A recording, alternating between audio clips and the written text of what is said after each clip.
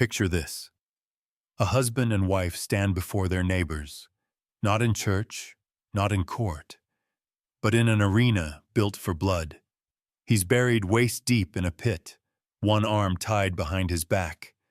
She circles him, swinging a sack weighted with a stone. Whoever survives wins not just the fight, but the verdict. This wasn't myth. It was legal practice in parts of the Holy Roman Empire. Town statutes and illustrated fight books laid out rules for these grotesque marriage duels. Forget divorce lawyers. Medieval Europe let couples settle adultery and abuse accusations by fighting, literally, to the death. If you think modern divorces are brutal, imagine settling yours by smashing your spouse's skull with a rock-filled sack. That's exactly what late medieval German towns offered: marital trial by combat. Forget therapists. Forget paperwork. In Nuremberg, Augsburg, and other cities of the Holy Roman Empire, town statutes literally prescribed husband versus wife duels to settle accusations of adultery, theft, or domestic abuse. These weren't private spats. They were public theater. Neighbors gathered like it was a festival. Merchants hawked wine and roasted meat, and children clung to their mothers as they watched parents turn into gladiators. The symbolism was grotesque. The husband, stronger, was buried up to his waist in a pit, one arm tied to equalize the fight. The wife, weaker, was given a sack filled with stones, a weapon both humiliating and lethal. The duel ended when one party couldn't fight anymore. Survival meant innocence. Death or surrender meant guilt. And the loser's fate wasn't just humiliation. Execution often followed. Public hanging for men, drowning, or burial alive for women. Call it marital justice. Call it medieval entertainment. But one thing's certain: these were divorces you couldn't walk away from alive. But where did this insanity come from? To answer that, we need to step inside the medieval courtroom and the bizarre theology that made bloodshed equal truth. Why would a society make spouses fight each other to the death? Because in medieval Europe, God was the ultimate judge, and pain was his language. The duel wasn't just combat, it was an ordeal, a holy test. The idea was simple and horrifying. God would never let the innocent perish. So if the wife's sack caved in her husband's skull, well, clearly he was guilty. If the husband strangled his wife with his pit-bound hands, divine justice had spoken. Absurd? Absolutely. But in an age where hot irons, boiling water, and drowning tests were used to measure innocence, marital combat fit right in. Chronicles record that by the 14th century, legal codes in Swabia and Franconia included exact rules. The husband couldn't climb out of the pit, and if he did, he lost. The wife couldn't use any weapon but her sack, though some Fechtbücher, fencing manuals, depict her wrapping it around her husband's neck like a garrote. If she struck him while he tried to rise, the crowd cheered. If he pulled her into the pit, it turned into a mud-slick brawl. Either way, the law was satisfied. Imagine applying this logic today, settling divorce court in a UFC octagon, refereed by a priest. Insane? Sure. But for medieval towns, this wasn't cruelty. It was fairness. And yet, nothing about these fights was fair, especially for women, who fought not only for survival, but for dignity against rules stacked against them. On paper, marital trial by combat was supposed to equalize power between husband and wife. In reality, it was a cruel joke. The man might be buried waist-deep, but he still had sheer size and strength. The woman's weapon? A sack of stones. Sounds pathetic until you imagine a 15-pound linen bag swung with full force at your temple. Fechtbuch illustrations from the 1460s show wives whipping the sack in wide arcs, turning it into a medieval flail. But here's the brutal twist. If the woman lost, her punishment was almost always more degrading. Men faced execution by sword or hanging, honorable deaths in medieval terms. Women, on the other hand, were often drowned in tubs, buried alive, or burned. Some accounts even describe them being dragged through town before their death, as if the duel wasn't humiliation enough. Worse, women risked being branded not just guilty, but dishonorable, stripping their families of property rights. The irony? Many wives accused of abuse or adultery were already victims of it. The duel gave them a theoretical chance at justice, but only by turning their suffering into a spectacle. It wasn't equality. It was legalized domestic abuse dressed up as divine fairness. And the crowds? They didn't care about fairness. They came for the blood. Which brings us to the disturbing carnival atmosphere of these so-called duels. Picture it. Villagers pack into a makeshift arena, clutching mugs of ale, gossiping as if waiting for a traveling troupe. Except tonight's entertainment isn't juggling. It's husband versus wife, tearing each other apart under the banner of justice. Medieval courts turned human misery into carnival.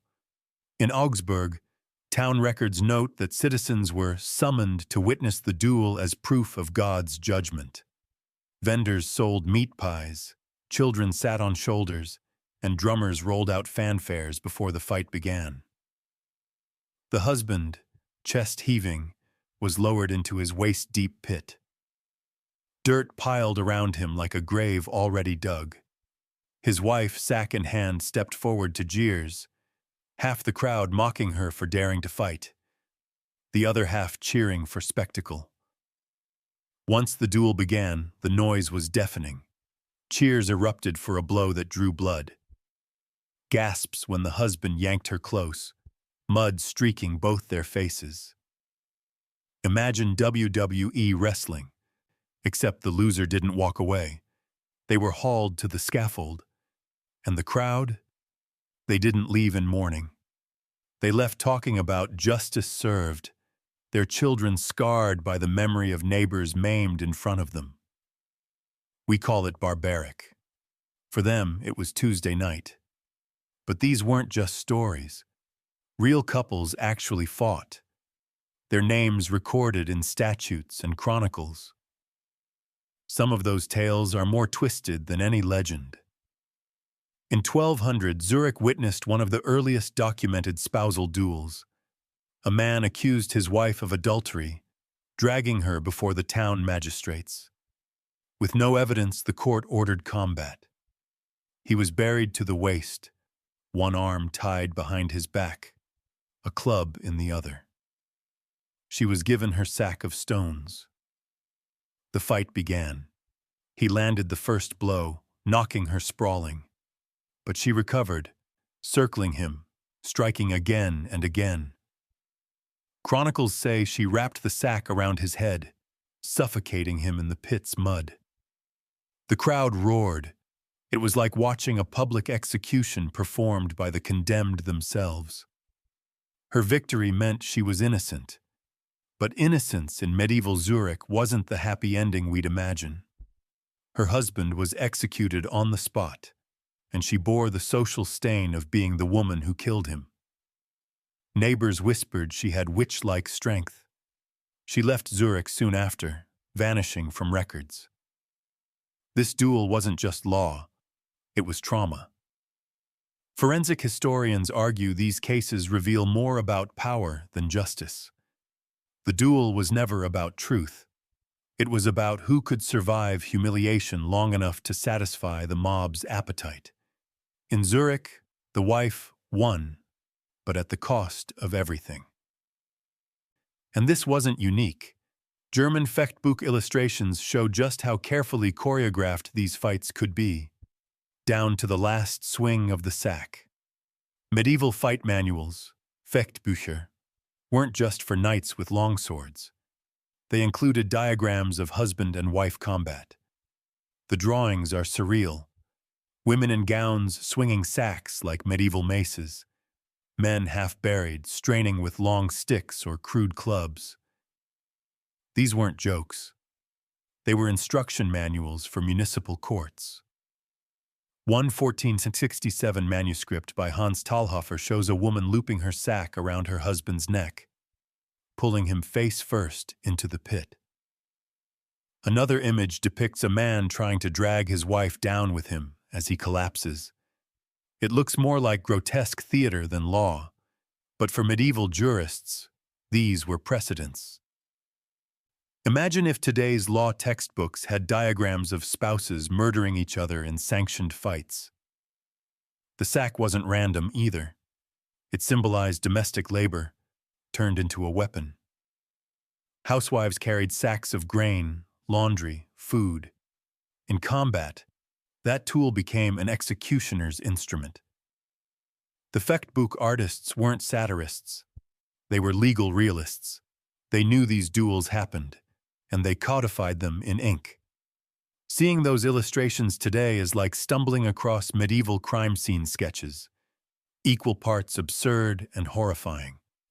But if you think it all stayed in manuscripts, think again. Some cases ended with punishments so grotesque they make the duel look merciful. Losing the duel didn't just mean you were guilty, it meant you were doomed. Town statutes were crystal clear. The loser was dragged from the field and executed, often on the same day. Men were usually hanged or beheaded, honorable deaths by medieval standards. Women. Their end was designed for shame. Chronicles mention wives stuffed into sacks and drowned in rivers, an eerie echo of the weapon they wielded. Others were buried alive, their bodies shoved into pits not unlike the one their husbands had stood in. In Augsburg, a woman who lost her duel was paraded through the market square before being burned, the crowd jeering as her ashes scattered. This wasn't justice. It was theater designed to erase dignity. The duel itself was only Act 1. The scaffold, the drowning tub, or the burial mound was the gruesome finale. Imagine losing a divorce case today and being sentenced to public execution. That was medieval logic. Pain proved truth. But the brutality didn't stop with punishment. It extended to how the duels were staged. And nothing symbolized humiliation better than the pit. For the husband, the duel began before the first blow, when he was forced into the pit. Officials shoveled earth around his waist until he looked half buried, like a corpse in progress. One arm bound tight, he could barely defend himself. The symbolism was unmistakable. The man, head above ground, body restrained, mocked as both warrior and prisoner. For onlookers, it turned the fight into grotesque slapstick, half gladiator match, half burial rite. If the husband lost, the crowd laughed that he had dug his own grave. If he won, people muttered that it wasn't much of a victory. After all, he'd killed a woman while standing in a ditch. Either way, the pit humiliated both combatants. It erased the idea of love, of family, of marriage vows. Husband and wife became dirt and blood, entertainment for neighbors who'd once toasted their wedding. Legal scholars suggest the pit symbolized equalization. In practice, it was ritual degradation. And sometimes, the duel didn't end in execution at all, but in sheer chaos when combat spiraled out of control. Not every duel followed the script. In 13th century Saxony, one couple's fight descended into bedlam when the husband, desperate to escape, clawed his way out of the pit. He broke the rule instantly. Climbing out meant automatic guilt. The wife, shrieking, struck him with her sack until he collapsed. But the crowd wasn't satisfied. Witnesses described townsfolk rushing the field, pelting him with stones, turning the duel into a lynching. In another case, A woman was accused of striking her husband improperly, hitting his groin instead of his head. Judges ruled the strike dishonorable and sentenced her to death anyway, even though she had technically won. These weren't duels of fairness. They were duels of control. Sometimes the court let the duel decide. Sometimes they bent the rules to get the ending they wanted. It was medieval chaos dressed as law. Imagine referees changing the rules of a boxing match mid-fight just to ensure the crowd went home entertained. That was trial by combat. But perhaps the most disturbing part? Some couples volunteered for the duel, turning their marriage into a blood contract signed with bruises. Most marital duels came from accusations: adultery, theft, cruelty. But records hint that some couples actually volunteered. Why? Because in a world with few options for divorce, fighting to the death was one of the only outs. Chronicles from Swabian towns mention husbands challenging wives not out of necessity, but spite. One bitter husband accused his wife of poisoning him, demanded combat, and lost when she battered his head until he slumped lifeless in the mud. Neighbors whispered she had planned it that way, using the law as cover for murder. And why not? A duel's outcome, however grotesque, was legally binding. For a trapped wife, it was a desperate chance at freedom. For a humiliated husband, it was revenge disguised as justice. Imagine couples today, so bitter they'd rather sign up for a televised cage match than see each other in divorce court. That was the medieval calculation. Either win and walk away innocent, or lose everything, including your life. But if the courts permitted it, what did the church, supposed guardian of morality, think about this marital blood sport? The church officially condemned trial by combat, branding it superstition. Pope Innocent III declared ordeals sinful in 1215. But here's the twist. Local bishops often turned a blind eye. Why? Because duels kept communities orderly, or at least distracted. Priests blessed the crowd before fights, muttering prayers while spouses tried to kill each other. In Strasbourg, records suggest clerics even took notes, watching closely for signs of divine judgment. The theology was twisted. Suffering revealed truth, so a bloodied wife was proven guilty by her wounds. Ironically, the same church that burned heretics and flogged sinners balked at duels only when it threatened its monopoly on violence. To medieval Christians, God's will was written not in Scripture, but in the bruises and corpses left in the mud. Think about that. A priest who preached, "Love thy neighbor," might stand just yards away while a woman strangled her husband with a sack strap. Divine justice was less about mercy, more about spectacle. But make no mistake, these weren't private affairs. They were staged humiliations, and public shame was as deadly as any weapon. Trial by combat wasn't only about survival, it was about shame.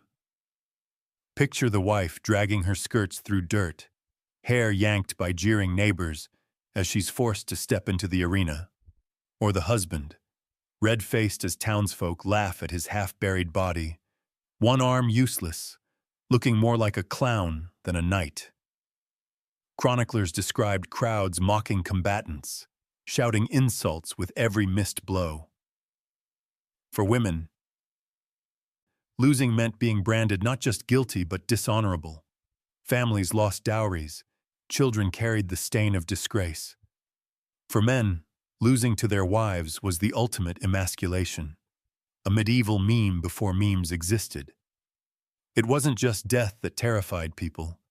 It was the memory of being beaten by your spouse while your neighbors laughed. And that memory lingered. Some families moved towns after duels, unable to bear the whispers.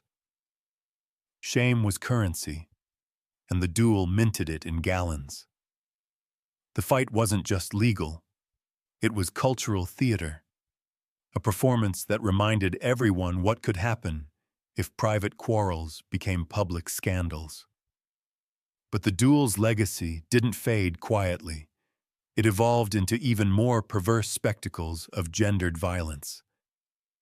At its core, the marital duel exposed medieval Europe's obsession with controlling women's bodies. A man accused his wife of adultery? Into the pit she went. A woman accused her husband of beating her? Same fate. No matter who raised the complaint, the wife usually paid the higher price. Execution methods were deliberately gendered. Women drowned, buried, or burned. Men hanged or beheaded. One Saxon law book even described a drowning chair, specially designed for dishonored wives. The message was clear. Female defiance wasn't just criminal, it was unholy. And yet, paradoxically, women sometimes won. Chronicles from Franconia record wives beating their husbands unconscious, sacks dripping with blood. The crowd gasped, half in awe, half in horror. But victory didn't bring freedom. Those women lived the rest of their lives branded as murderers, even though the law said they were innocent. The duel revealed society's hypocrisy. Women were damned if they lost, cursed if they won. But duels weren't only about law.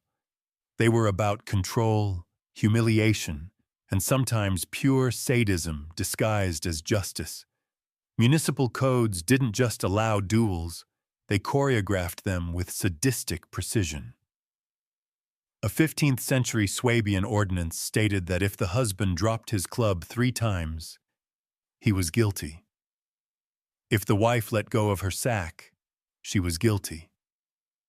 Both rules turned accidents into death sentences. Chroniclers describe one wife who slipped on mud mid-swing. She lost her sack, and before she could recover, guards seized her. Verdict: guilty. Punishment: drowning. No one cared that she was winning until that moment. The duel was less about fairness, more about manufacturing guilt. It's hard not to see sadism in the design. Every element, the pit, the sack, the jeering crowd, was built not for truth, but for humiliation. Imagine if modern trials sentenced you to death for dropping your pen in court. That's the logic we're dealing with. And yet, despite the cruelty, these duels continued for centuries because they served a twisted social purpose: public bonding through shared horror. Medieval towns thrived on collective trauma. Executions, floggings, and duels weren't just punishments. They were bonding rituals. Everyone showed up, everyone witnessed, and everyone carried the memory. Watching a wife smash her husband's head was a reminder. Don't cheat, don't steal, don't stray. Fear glued communities together. Children who saw these fights grew up terrified of the law and obedient. The duel became a grotesque morality play, acted out by ordinary people forced into extraordinary violence. And it worked. Crime rates didn't fall, but obedience did rise. People feared not God's judgment, but the town's. That's the genius and the horror of marital combat. It wasn't just a legal mechanism, it was propaganda. But eventually, even medieval Europe had to look at this carnival of cruelty and ask, is this justice or barbarism? By the 16th century, marital duels faded as Europe shifted toward inquisitorial trials and jury systems. The Enlightenment slowly peeled law away from spectacle, but the echoes remained. Manuals still showed the sack and pit fights, engravings circulated, and travelers retold stories of wives battering husbands in muddy pits. Historians argue the duel's demise wasn't about compassion. It was about efficiency. Executions by rope or sword were quicker, easier, and didn't risk chaos in the arena. Still, the legacy is chilling. For centuries, towns sanctioned spouses murdering each other in the name of truth. We look back and call it madness. For them, it was Tuesday. And as the dust of history settles, we're left asking, what does this blood sport reveal about love, law, and the terrifying thin line between them? Think back to the image we began with. A husband waist-deep in a pit, his wife circling him like an executioner. That wasn't fantasy. It was law. It was civilization's idea of justice in the late Middle Ages. And that's what makes it so haunting. It wasn't madness on the fringes. It was bureaucracy. Clerks wrote the rules. Judges approved the matches. Priests prayed over the dead. From the dusty courts of Nuremberg to the town squares of Zurich and Augsburg, these marriage duels were recorded with the same cold precision we use for parking fines today. The logic was perfect in its insanity. God's will would show itself through pain. The duel wasn't just punishment, it was revelation. Every bruise was evidence. Every drop of blood, divine commentary. Imagine being that woman, standing before a crowd that included the same neighbors who'd once borrowed your firewood. You feel their eyes on your back, their whispers. She must have done something. The bailiff ties your husband into the pit. He looks terrified. And for a brief, horrible moment, you almost pity him. But pity has no place here. The sack in your hands is the only thing between you and a death sentence, so when the signal comes, you swing. That image isn't just medieval brutality, it's a mirror. Because the real horror isn't that people fought to the death. It's that everyone else watched and called it fair. The duel transformed marriage into warfare, intimacy into public execution. It revealed what the medieval world truly believed, that control mattered more than compassion, that order was worth more than life, and that women's bodies were instruments through which society measured sin. Every blow struck in those pits was a sermon. Every death reaffirmed the same twisted moral, that suffering purified the soul. And yet, the duel refused to vanish completely. Centuries later, its ghost still haunts our ideas of justice and gender. When we watch scandalous trials on live TV, when divorces play out as humiliation rituals online, we're not far removed from those medieval crowds in the marketplace. The setting changed, from mud pits to social media feeds, but the appetite for public shame never really died. Humanity still loves a spectacle, especially one wrapped in moral language. What's remarkable is how modern the medieval duel suddenly feels. Replace the sack of stones with microphones and lawsuits, and you've got reality shows where couples tear each other apart for entertainment. Replace the pit with a courtroom, and the dynamic barely changes. Two people fighting not just to win, but to prove they were the victim. Justice becomes theater, and we, the audience, cheer for whichever side bleeds more convincingly. Historians like Hans Talhofer probably never intended those Fechtbuch diagrams to become prophetic. Yet they are. They show us that human cruelty doesn't vanish, it just learns new costumes. In the 15th century, it wore linen sacks and muddy skirts. Today it wears designer suits and hashtags. But the duel also exposes something deeper, a truth the medievals understood better than we do. They knew marriage wasn't always sacred. It could be violent, coercive, desperate. Their duels weren't just punishment, they were confession. They forced society to acknowledge that beneath the church vows and painted icons, love could rot into hatred so total it needed blood to settle the score. And maybe that's why those duels fascinated chroniclers. They were honest. They didn't pretend marriage was pure. They showed it for what it could become when law, faith, and power collided, a battlefield disguised as a home. When the Holy Roman Empire finally abolished trial by combat, the statutes didn't mention morality. They mentioned order. The duels stopped not because they were evil, but because they were messy. Blood spilled in predictable quantities is called justice. Blood that splatters unpredictably embarrasses governments. Civilization doesn't evolve. It tidies up.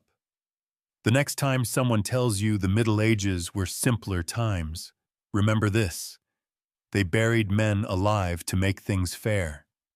They handed women sacks of stones and called it equality. And the crowd cheered. It's tempting to laugh at the absurdity, the pit, the rules, the sacks, but laughter dies quickly when you realize how familiar it all feels. Every age invents its own way of making people fight for legitimacy while pretending it's about truth. The weapons just change shape. By the end of the medieval period, the duel of husband and wife faded into myth, its details surviving only in woodcuts and manuscripts. But those images endure because they whisper something unsettling: that love and violence were never as far apart as we like to believe. The sack, the pit, the crowd, the law. 4 symbols of a world that thought itself civilized, and maybe still is, just in different armor. So the next time you hear someone talk about fighting for love, remember what that used to mean. Remember the woman in the pit, standing over her husband's body, breathing hard, the sack slipping from her bloodied hands, while the crowd applauds divine justice. Because that's where our concept of fairness once lived, in a muddy hole between 2 people who once promised to love each other until death. And in a sense, they kept that promise. If this story shocked you, good. It should. Because history's most terrifying truths aren't buried in battlefields or castles. They're in the homes, in the marriages, and in the laws that claimed to protect them. What do you think? Would you have survived a medieval marriage? Comment your thoughts, and don't forget to subscribe for more tales that prove the past was far darker than any fiction.